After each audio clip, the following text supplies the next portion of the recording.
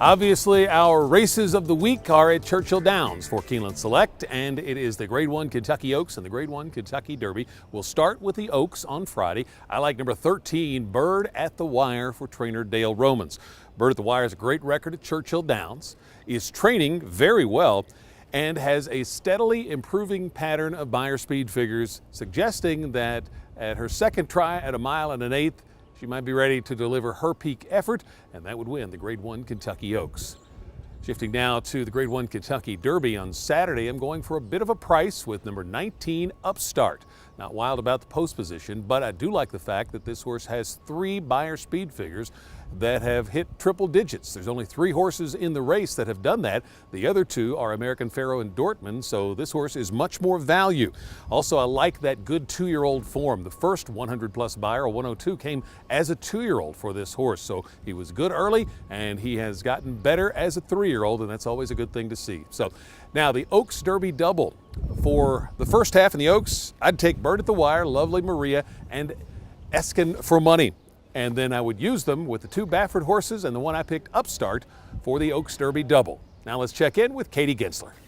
Thanks, Tom. Looking forward to a big weekend at Churchill Downs. We got the Oaks and the Derby, and you can actually play a double. So here's my Oaks selection. I ended up going with I'm a Chatterbox. This is one of the 2 Larry Jones horses racing uncoupled. He also conditions the Lovely Maria. Now, this barn does very well with female runners, especially at these longer distances. They've trained many horses that have been successful in many graded stakes races. Now, I'm a Chatterbox has been very impressive, especially in her last 3 performances down south at the fairgrounds. She can sit anywhere in the field, and I think she'll be one of the strongest competitors, and she's beaten several of these horses before. So I'll take her on top coming up in the Kentucky Oaks on Friday. Now you can play the double along with the Kentucky Derby. Now what a deep field, as we have a field of 20 heading postward.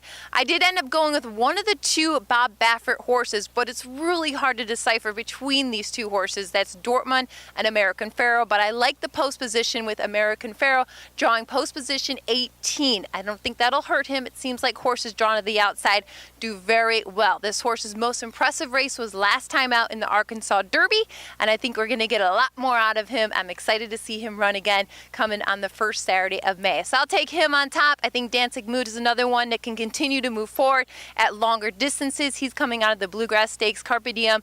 It's got a tough post position draw. But again, I'll go in the Oaks. I'm a Chatterbox, and coming up in the Kentucky Derby this Saturday at Churchill Downs, I will go with American Pharoah on top. Best of luck to everyone playing this weekend. Be sure to make all your wagers at KeenelandSelect.com.